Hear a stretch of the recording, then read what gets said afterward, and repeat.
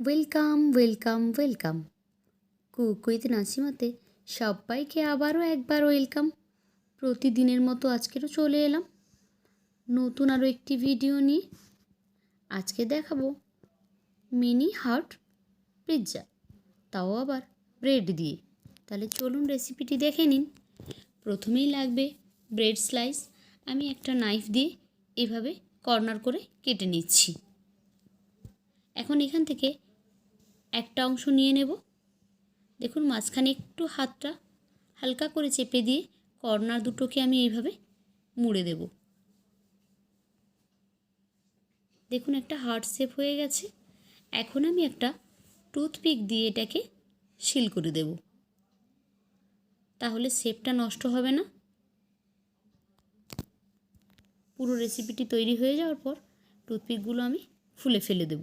একই রকমভাবে যতগুলো প্রয়োজন সব আমি এখানে তৈরি করে নিচ্ছি। ব্রেড দিয়ে মোটামুটি এখন সবগুলো হার্ট বানিয়ে নিয়েছি। এখন এর উপরে আমি দিয়ে দেব পিৎজা সস। অল্প অল্প একটু করে লাগিয়ে দিচ্ছি, যেহেতু সাইজটা ছোট সেই জন্য এখানে খুব কমই লাগবে। এবার একটা চামচ দিয়ে এভাবে আমি স্প্রেড করে দিচ্ছি পুরো ব্রেডটার উপরে।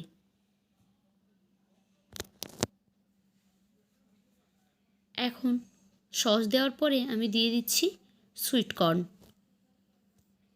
সবগুলো দিয়ে দিলাম।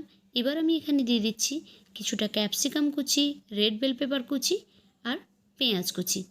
অল্প অল্প একটু একটু করে সবগুলোর উপরে দিয়ে দিচ্ছি।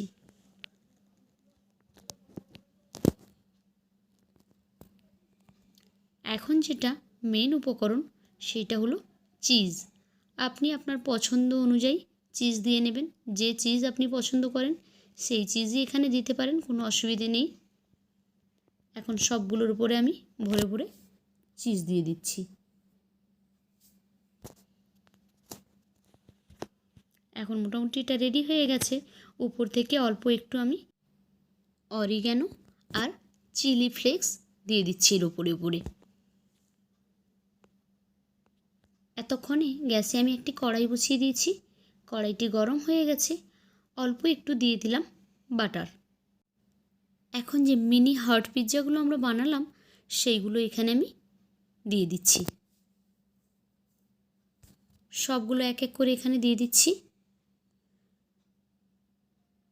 দেওয়ার পরে ঢেকে আমি 3-4 মিনিট মতো লো ফ্লেমে রেখে দেব, যাতে করে চিজটা মেল্ট হয়ে যায় আর নিচের দিকে একটু ক্রিস্পি ক্রিস্পি হয়ে যায় তার জন্য। এখন এটা হয়ে গেছে, তুলে নিলাম। এবারে এখানে যে টুথপিকগুলো আমি দিয়ে রেখেছি সেই টুথপিকগুলো কিন্তু সব ছাড়িয়ে নেব, তাহলে দেখবেন এই শেপটা কিন্তু আর নষ্ট হবে না। এই যে রেডি হয়ে গেল আমাদের মিনি হার্ট পিৎজা। তো কার কাছে কেমন লেগেছে?